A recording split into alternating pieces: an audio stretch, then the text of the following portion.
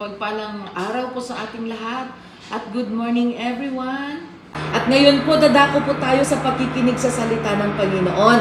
At salamat sa Diyos dahil tayo po ay binigyan ng Panginoon ng bagong umaga, bagong araw, bagong pag-asa po para tayo po ay muli na makapakinig po ng kanyang banal na salita. At sa umagang ito, bago po tayo makinig sa salita ng Diyos, tayo po muna ay yumuko para sa maikling panalangin, mga kapatid.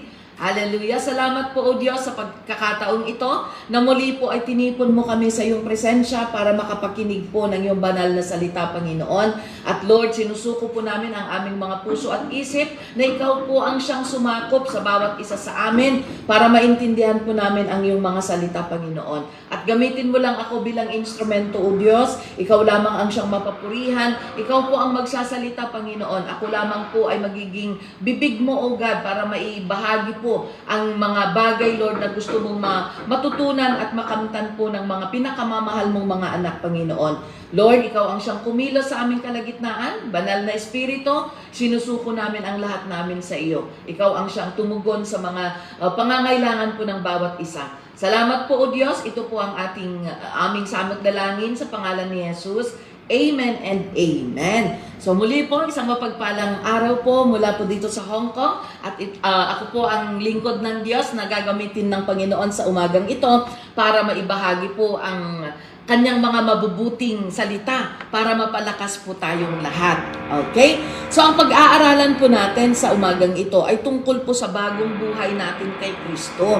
Alam niyo po kasi, mula po nung nagkasala sina Adan at Eva, nagkasala na po ang buong mundo at ang sabi po ng Diyos sa kanyang salita, ang kabayaran po, ang kahihinatnan po ng lahat ng tao dito sa mundo, ikaw at ako, hindi po kami exempted, hindi po kami lahat po tayo. Okay? Ang kabayaran po ng ating kasalanan ay kamatayan po sa impyerno. Kaya ang pupuntahan po ng bawat isa sa atin, mga kaibigan, ay sa impyerno lamang po. But salamat sa Panginoon dahil alam niyo po, nalikha po tayo ng Diyos na kawangis niya.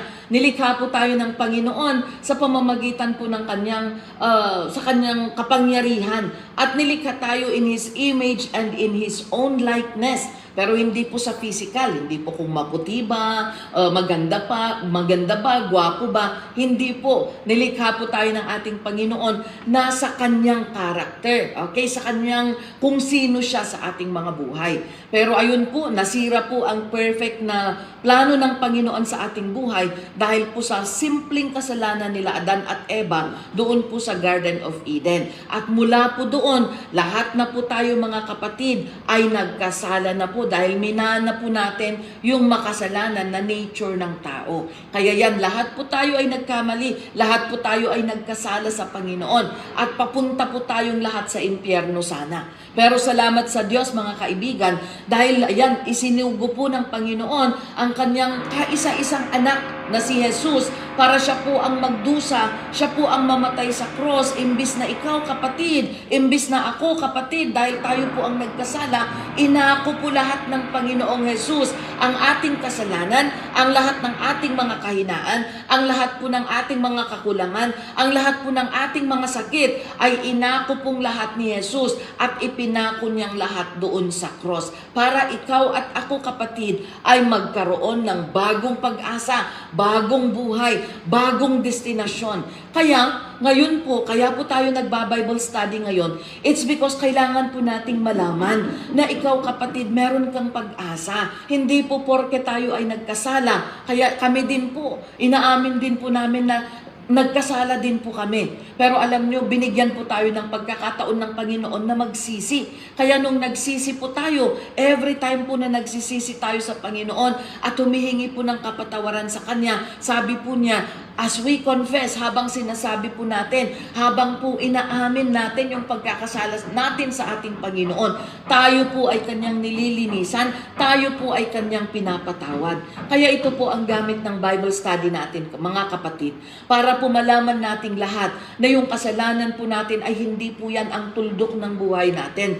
Na yung nagawa po natin sa nakaraan ay hindi po yan ang kahihinatnan natin. Dahil meron pa po tayong panahon para baguhin ang ating destinasyon.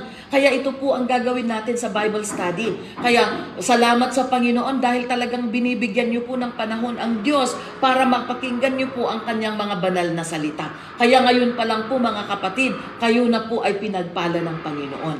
Kasi sabi ng Diyos, kung sino man ang nagbibigay ng oras, kung sino man ang nagbibigay ng panahon sa akin, ay pagpapalain ko. At alam niyo po, ang pagpapala po ng Panginoon ay hindi po yung mga material na bagay lamang.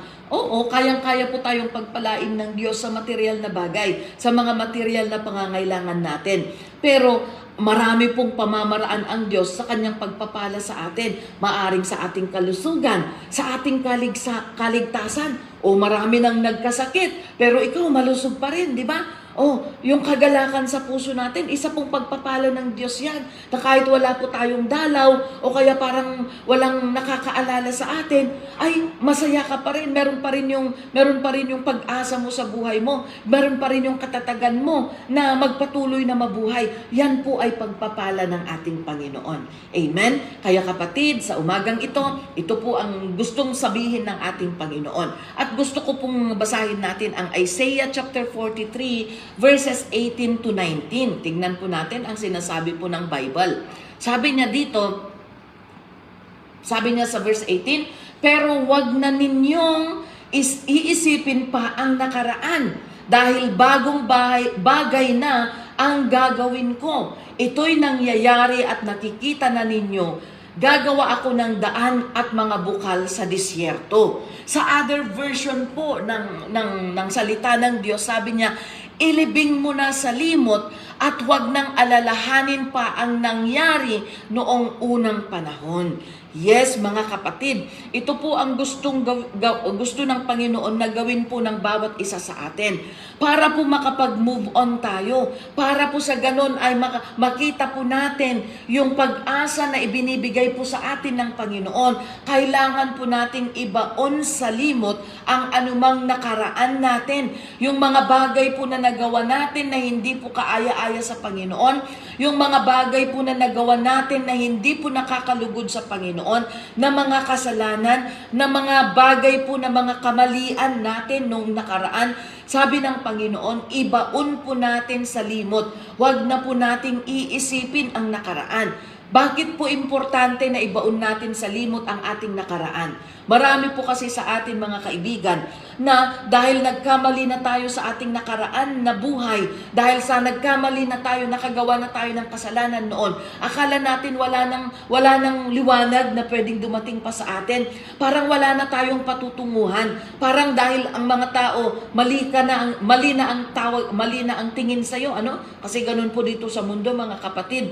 Kung kahit na ang dami-dami mong napakadami mong nagawang kabutihan, pero sa isang iglap or sa isang pagkakataon na nagkamali ka ng kahit isang beses lang, yung kamali mo na ang napakalaki, nakalimutan nila yung maraming beses na kabutihan na ginawa mo.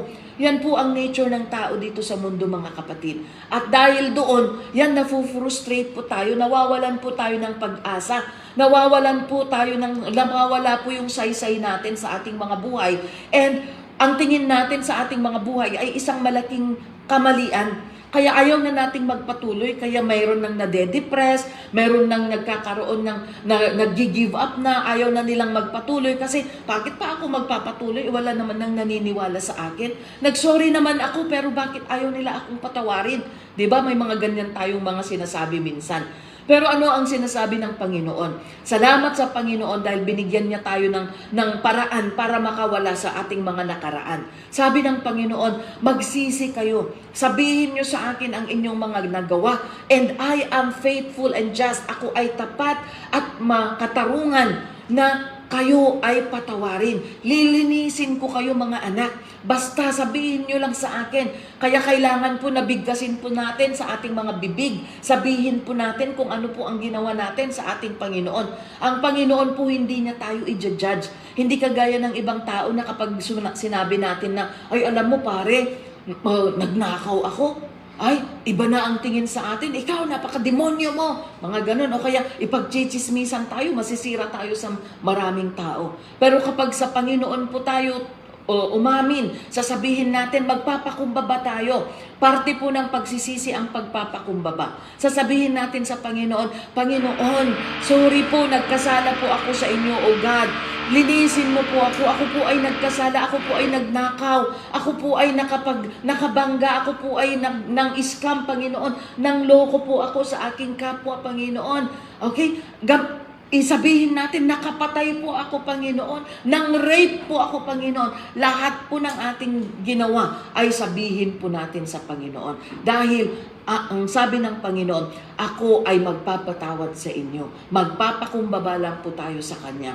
And of course, ang tunay po na pagsisisi, mga kaibigan, ay hindi lang po yung, sorry Lord, tao lang, tapos babalik na naman tayo sa dating gawin, di ba? Gagawa na naman tayo, di ba? Magsosorry na naman ako mamaya kay Lord, kaya gagawin ko na naman ulit yung dati kong ginagawa. And then magsosorry ka na naman mamaya, and then gagawin mo na naman. Hindi po tunay na pagsosorry yun or pagsisisi. At hindi po yan tinatanggap ng ating Diyos. Ang tunay po na pagsisisi, mga kaibigan, ay yung pagpapakumbaba po natin at paghingi po natin ng tawad at pagtalikod po natin sa mga ginagawa po nating mga bagay na hindi po kaaya-aya sa Diyos. Pagtalikod po natin at pagtigil po natin sa mga kasalanan na ating ginagawa. Yan po ang tunay na pagsisisi. Kaya sabi ng Panginoon, limutin mo na. Kung nagsisi ka na, ipinasa Diyos mo na ang lahat. Sinabi mo na sa Panginoon, lahat ng sinabi mo ay lahat ng ginawa mong kasalanan sa buhay mo. Kalimutan mo na.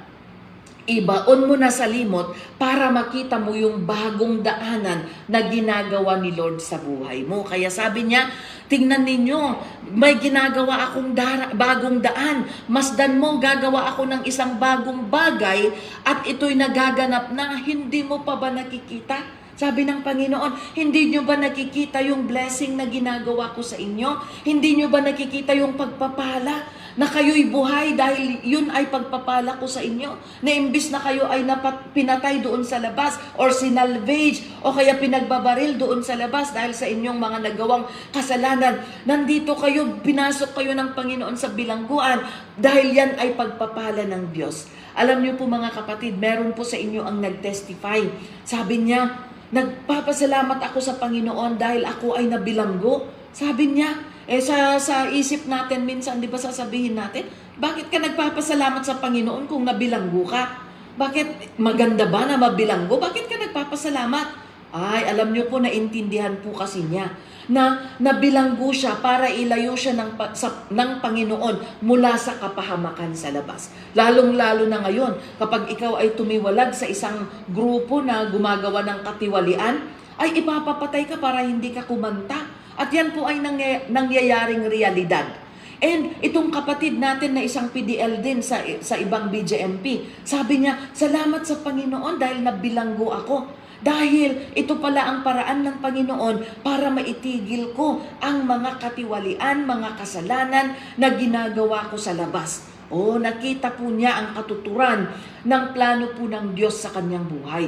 Kaya meron pong ginagawa si Lord. Kahit po nandyan kayo sa loob ng bilangguan, mga kapatid, meron pong bagong bagay na ginagawa si Lord para po sa inyong kabutihan, para kayo po ay mag-benefit, At sabi niya, gagawa ako ng isang daanan sa gitna ng disyerto at magkakaroon ng ilog sa lugar na ito. Alam niyo po ang isang disyerto, kung nakakita po kayo ng disyerto, wala pong living things doon. Wala pong tanim, wala pong punong kahoy na tumutubo para pagkuhanan mo ng pagkain mo. Wala pong ilog. Ano po ang ibig sabihin ng disyerto? Sometimes ang disyerto po pwedeng ihalin tulad sa buhay natin na parang tigang na tigang tayo. Wala tayong pinatutunguhan. Walang direksyon yung buhay natin. Walang nagmamahal sa atin. Walang tubig. Uhaw na uhaw ka sa pagmamahal. Uhaw na uhaw ka sa atensyon. Uhaw na uhaw ka sa katarungan. Pero bakit parang ang layo-layo ng mga bagay na ito? Parang hindi natin makamtan. Nasa disyerto ka, kapatid. Yang pong mga nararamdaman natin ay isang disyerto. Pero ano ang sabi ng Panginoon? Kahit sa disyerto ng buhay natin, kayang-kayang gumawa ng ilog ang Panginoon. kayang-kaya niyang lumikha ng ilog. Ang mga bagay nga dito sa mundo, linlikha niya sa isang salita lang. Sabi niya, let there be light, magkaroon sana ng ilaw, at nagkaroon ng ilaw. Magkaroon ng mga tanim, magkaroon ng isdan, magkaroon ng animals, magkaroon ng himpapawid, magkaroon ng araw, buwan, at mga between. Sinabi niya lahat, binigkas niya, and there was everything. Nagawa lahat ang kanyang binigkas. So, kayang-kaya ding bigkasin ng Panginoon ang ilog sa disyerto mong buhay, kapatid. Ibig sabihin po ng ilog ay pag-asa. Ibig pong sabihin ng ilog ay direction sa buhay mo. Ibig pong sabihin ng ilog ay pagmamahal. Saan po na manggagaling ang pagmamahal? Pastora, wala nang nagmamahal sa akin kasi nakagawa ako ng kasalanan. Pastora, itinakwil na ako ng aking pamilya. Pastora, kinalimutan ako ng aking mga anak. Pastora, wala na pong nagbibigay ng atensyon sa akin dahil sa konting pagkakamali ko. Pastora, wala akong dalaw. Meron pong nagmamahal sa iyo, kapatid, at siya ay namatay sa cross para ikaw ay mabuhay.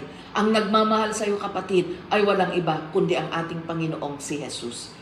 Si Jesus po, wala ka man pong dalaw. Kaya ito, nagba-Bible study tayo para dumalaw ang Panginoon sa inyo. Hindi po ako ang Diyos, hindi po ako ang Panginoon, mga kapatid. Pero yung salita po na napapakinggan natin ay buhay na salita na magbibigay sa iyo ng kaligtasan, na magbibigay sa iyo ng kalakasan, na magbibigay sa iyo ng comfort. Kaya yung nalulumbay mong puso ay pupunuin ng Panginoon ng pagmamahal. Yung tigang mong buhay ay pupunuin ng Panginoon ng tubig para ma-refresh ka, para matugunan yung uhaw mo at gutom mo sa pagmamahal ng Panginoon. Kaya mga kapatid, may ginagawa ang Diyos. Sabi lang ng Panginoon, tignan niyo, imulat ninyo ang mga mata ninyo, imulat ninyo ang mga isip ninyo, para makita niyo na may ginagawa akong mabuti sa inyong mga buhay. Kapatid, yung kalakasan mo ay isang biyaya ng Diyos. Yung buhay mo, kapatid, ay biyaya ng Diyos. Ang pag-aalaga sa inyo ng mga wardens at mga officers ay biyaya po ng Diyos. Ang mga upuan na inuupuan nyo ay biyaya ng Panginoon. Bakit? Alam nyo po, kung makikita nyo po ang iba't ibang BGMPs, salamat po sa Diyos dahil binigyan tayo ng pagkakataon na magministro sa 266 BGMPs, pang 267 na I think ang tagbilaran. Lahat po ito, nakita po namin ang sitwasyon nila. Marami pong nakasalampak sa sahig. Salamat sa Panginoon, nakaupo kayo, mga kapatid.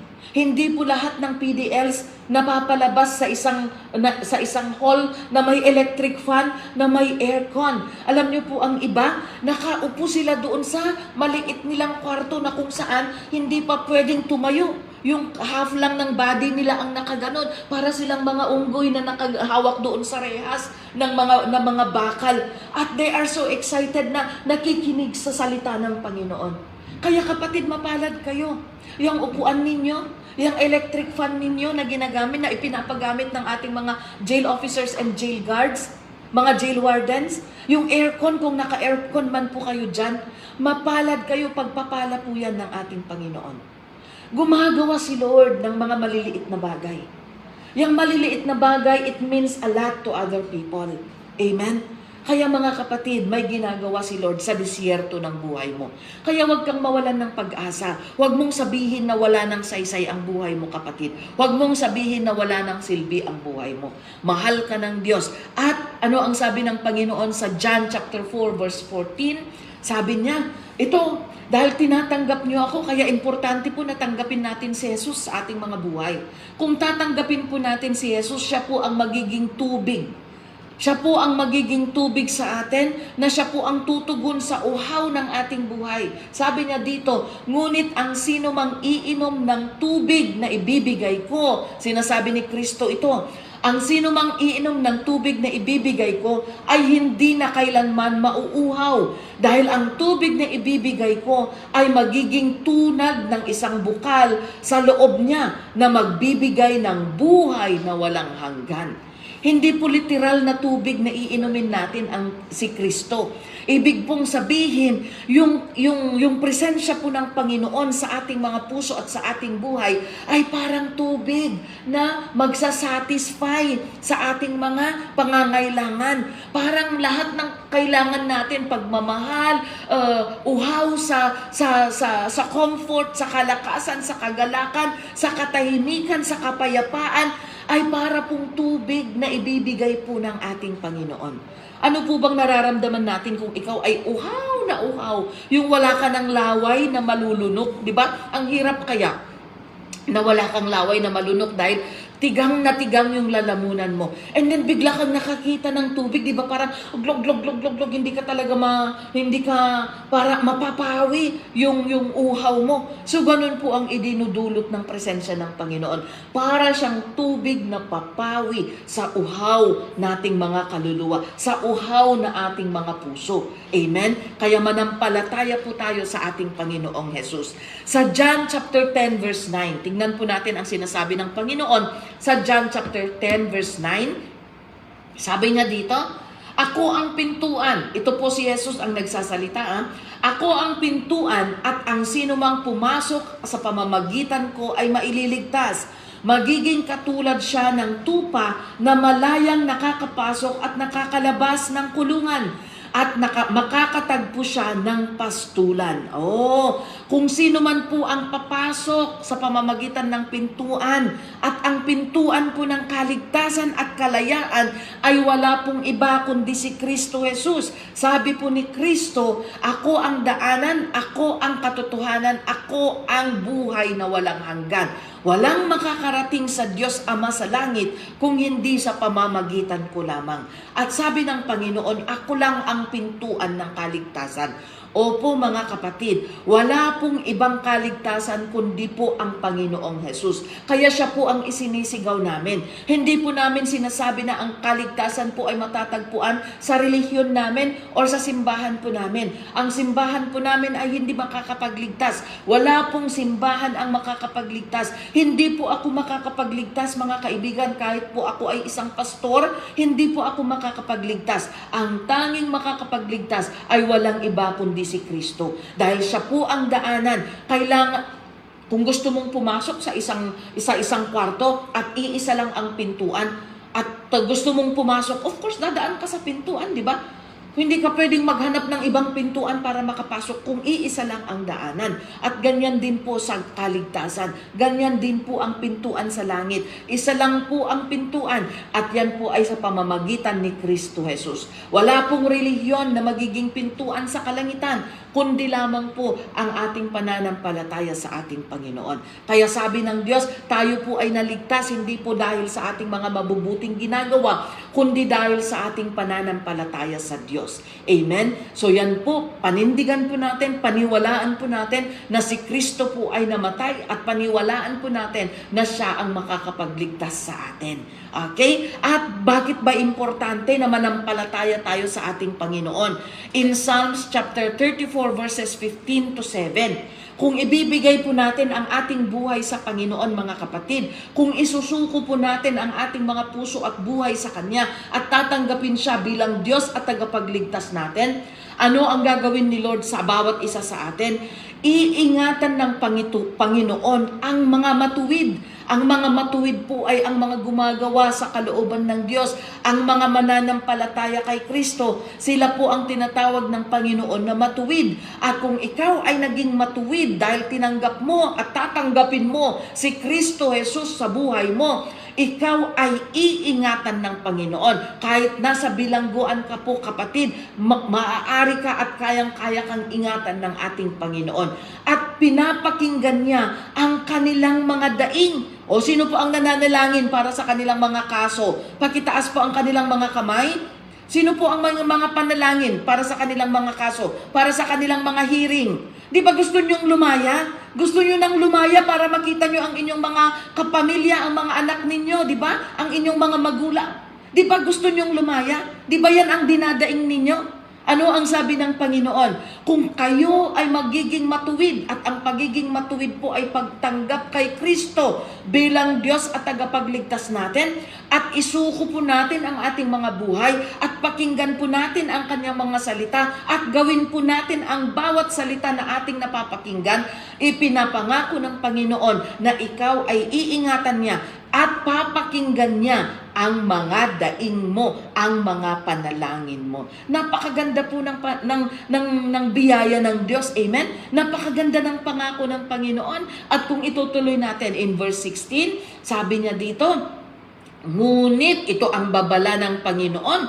Ngunit kahit na nalalaman natin ang ganitong mga bagay sa Bible study natin, pero kung ayaw nating paniwalaan ang salita ng Diyos at ayaw pa rin nating pakinggan at maniwala or sundin ang mga kalooban ng Panginoon, sabi ng Panginoon dito, ngunit kinakalaban ng Panginoon ang mga gumagawa ng masama.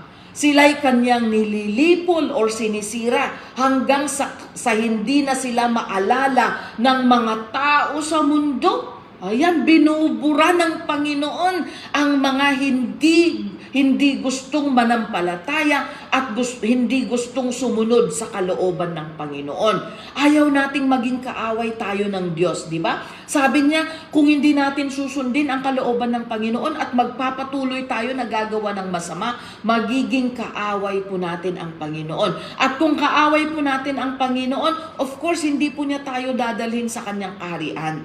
Kaya ito po ang babala ng ating Panginoon. At sa last verse natin, sa verse 17, tingnan nga po natin ang verse 17, pero ito pa rin ang pangako ng Panginoon. Tinutugon ng Panginoon ang panalangin ng mga matuwid at inililigtas sila sa lahat ng suliranin. Nababasa niyo po ba ang pangako ni Lord sa buhay ng bawat isa? Di ba ang ganda na kapag isusuko natin ang ating buhay sa Panginoon, hindi ka lang iingatan, papakinggan pa ang iyong mga hinaing, ang iyong mga pag-iyak, at tutugunin ang bawat panalangin mo, at ililigtas ka sa kapahamakan, ililigtas ka sa aksidente, ililigtas ka sa trabaho ng demonyo, ililigtas ka sa mga kaaway mo, ililigtas ka sa mga nagdemanda sa iyo. Gagawa ang Panginoon para yung nagdemanda sa'yo, patawarin ka. Kahit pa totoo na ginawa mo ang isang bagay, kung magpapakumbaba po tayo sa Panginoon, kayang-kaya po tayong i-absuelto ng Panginoon.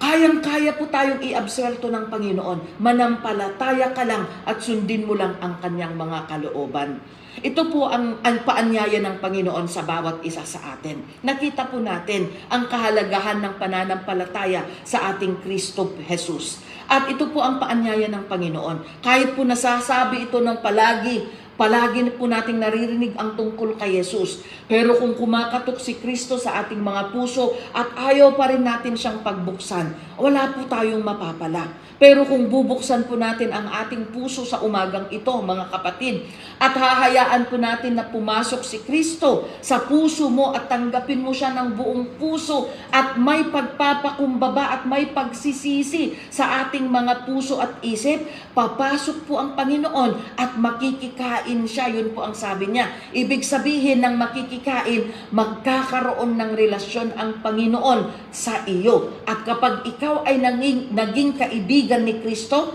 dadalhin kanya kaibigan sa kanyang kaharian sa langit. Gusto niyo po ba ang pagpapala ng Diyos? Pakitaas po ang inyong mga kamay kung gusto niyo. Gusto niyo ba yung pag-iingat ng Panginoon? Gusto niyo ba yung pagpapala ng Panginoon? Gusto niyo ba na pakinggan ng Panginoon ang inyong mga hinaing at mga panalangin? Sige po, taas po ninyo ang inyong mga kamay. How about sa Isabela? Wala po tayong gusto? Sige, itaas natin. Alam nyo, meron pong kapangyarihan sa confession at pagdideklara ng mga gusto natin. Sige, ipanatili po nating itaas ang ating mga kamay at pwede po bang sundan ninyo ang panalangin na ito. Sumunod po kayo. Panginoong Jesus, salamat po sa pagmamahal mo sa akin. Dahil ako po ay tinawag mo sa oras na ito para mapakinggan ang banal mong mga salita. Salamat Dahil namatay ka para sa akin. Ikaw ang nagdusa para sa aking kasalanan. Patawarin mo ako, Panginoon. Nagpapakumbaba ako, Panginoon. Nagsusumamo ako sa iyo, Panginoon. Patawarin mo ako sa aking mga kasalanan. Linisan mo ako, Panginoon, mula ulo hanggang talampakan. Sa isip ko, Panginoon, sa puso ko, Panginoon, linisan mo ako sa pamamagitan ng iyong banal na dugo. Puspusin mo ako, Panginoon, ng iyong banal na espiritu. Pumasok ka, O God, at manahan ka sa puso ko at sa isip ko. Ikaw ang tinatanggap kong Diyos. Ikaw ang tagapagligtas ko. At isulat mo ang aking pangalan sa libro ng buhay. Salamat, O God. Salamat, Jesus. Ito ang aming samot dalangin sa pangalan ni Jesus. Amen and amen. Praise the Lord. And gusto ko pong ipanalangin ang bawat isa sa inyo bago ko po ibalik sa ating MC. Salamat, Panginoon, sa buhay ng aking mga kapatiran na nasa Tagbilaran City, Lord, sa Isabela, sa Zamboanga, sa Morong, Panginoon. Salamat po, O God, sa kanilang mga buhay dahil, Lord, binigyan ka ng pagkakataon na pumasok sa kanilang mga puso. At Lord, ang mga salita mo ay nabasa namin. Lord, pinapaniwalaan namin, O God, at kinakamtan na namin, kinakamit na namin. We are claiming, O Lord, yung mga pangako mo na pag-iingat, pagdinig sa aming mga panalangin, at pagliligtas mo sa bawat isa sa amin mula sa kapahamakan. Tapat ka, Panginoon, sa iyong mga salita. Ipadama mo, Panginoon, ang iyong mga pagpapala sa bawat isang nakapakinig at tumanggap sa iyo, O God. Basbasan mo sila, Panginoon, ng iyong banal na espiritu, at Lord, continue to bless them in every aspect of their life. Father, thank you. Ikaw po ang siyang tumugon sa kanilang pangangailangan sa umagang ito. Ito po ang aming samot dalangin sa pangalan ni Jesus. Amen and amen.